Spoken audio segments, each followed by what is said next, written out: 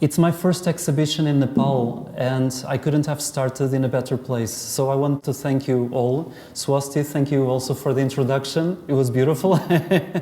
Pratima, thank you for being here.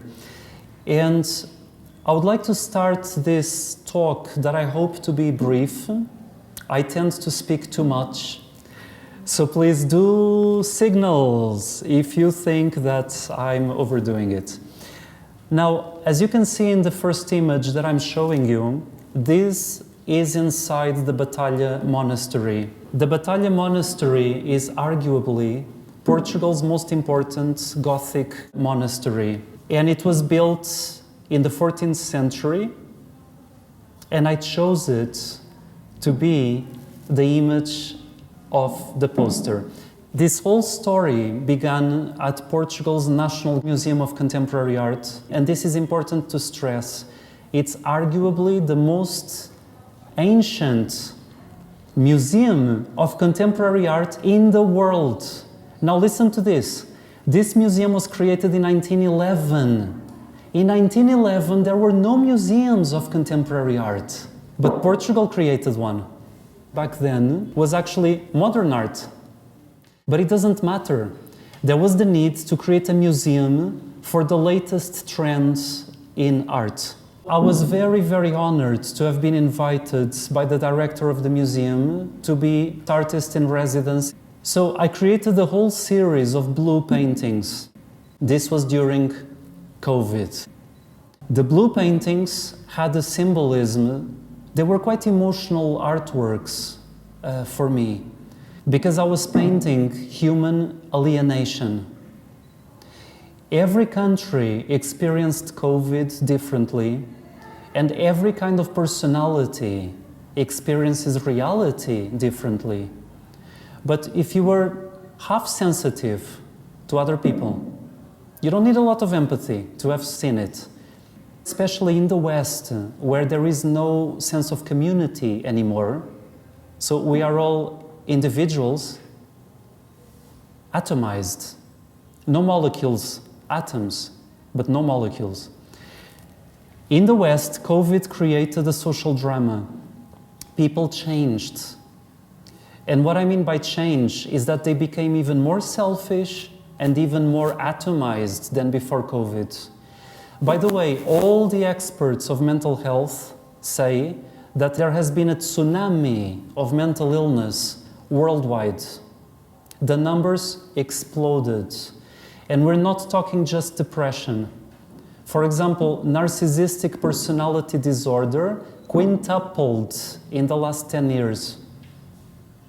It's now 5 times more prevailing in the general population. Mental illness in all its facets, even more during COVID. I repeat, particularly in the West. And by the West, I also mean China, I also mean India. To me, they're West, because they've been quite westernized. I'm not talking geography, I'm talking cultural influence. Which countries are more westernized, you know? It has nothing to do with geography. I painted human alienation. The series of paintings I've created back then, they were all blue. In the English language, you even say you're feeling blue when you are depressed. But there was another reason why I chose blue. This is a photo taken by a friend. I quite like it because I'm as blurry as the original paintings. I've decided to paint everything very lost, very hazy, very undefined.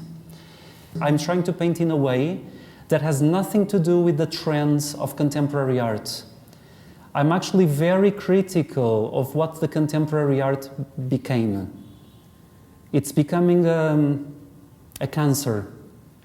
So essentially the contemporary art world, and that includes museums, and that includes all the institutions, the big ones and sponsors, whatever, it became like a fashion show where this month's flavor, then it's not fashionable anymore next month. This has to do with consumerism, has nothing to do with artistic quality.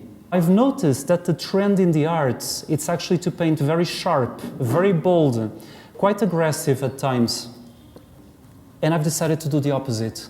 I've decided to start playing with the limits of human vision. How subtle can I create an image and still be perceived by the human eye.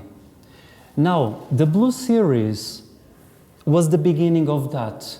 In the blue series, I still have a lot of contrast, but it's gradually disappearing, as you will see in the next images. So I started with some studies in watercolor. As you can see in here, this was a painting done alla prima, which is also called plein air.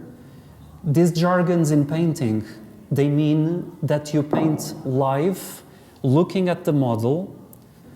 God forbid, you don't use projectors or you don't trace the image, not at all. Actually, these whole paintings were done directly just with a brush and paint, no preparatory drawing in pencil. And I was painting live in the gardens of the Museum of Contemporary Art, the National Museum, because I was making a point. I was deliberately showing off painting skills and the ability to paint. And why did I do that? Because for the last 40, 50 years at least, being able to paint has been attacked. It has been attacked by critics, by collectors, by institutions.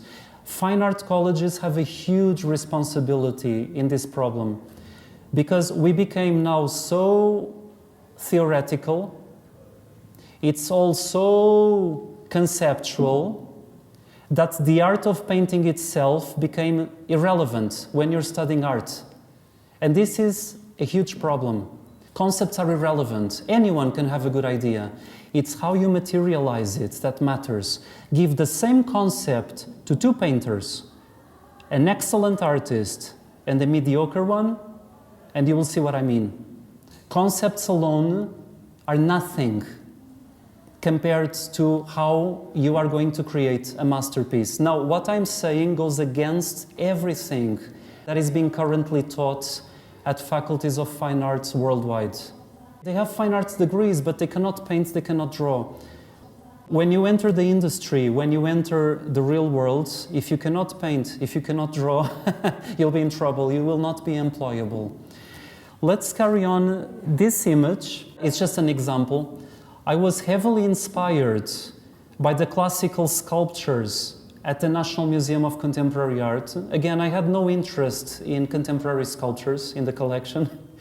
I was only interested in late 19th century and early 20th century sculptures. Why? Because I think it was the last period in history where art still had an interest in humanity. Let me explain. When you look at 19th century art, it's so psychological. Portraits are imbued with the soul. You really feel not just anatomical accuracy, but also what the model is thinking. That disappears with the beginning of the 20th century. Artists are more and more interested about their own style and less interested about the model. And that includes so-called portraitists. Nowadays, if you look at most art that portrays people, all the paintings look the same. They all look like the style of the artist.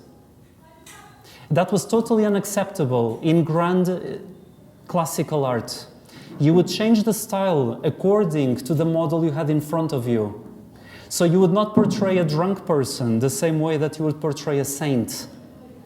But nowadays, those differences disappeared because we have less and less interest on each other. Don't forget that psychology, the art of psychology, and I say art on purpose because it's not exactly a science, although it has some scientific components. But the art of psychology emerged mostly in the late 19th century. That's when artists spent more and more time trying to analyze the human mind. Read Dostoevsky. It's all about the human mind. All the grand literature, both in Russia and in France. Zola, in my opinion, the best psychologist in history, even better than Freud, is Dostoevsky. They really understood the human mind to levels that were unthinkable beforehand.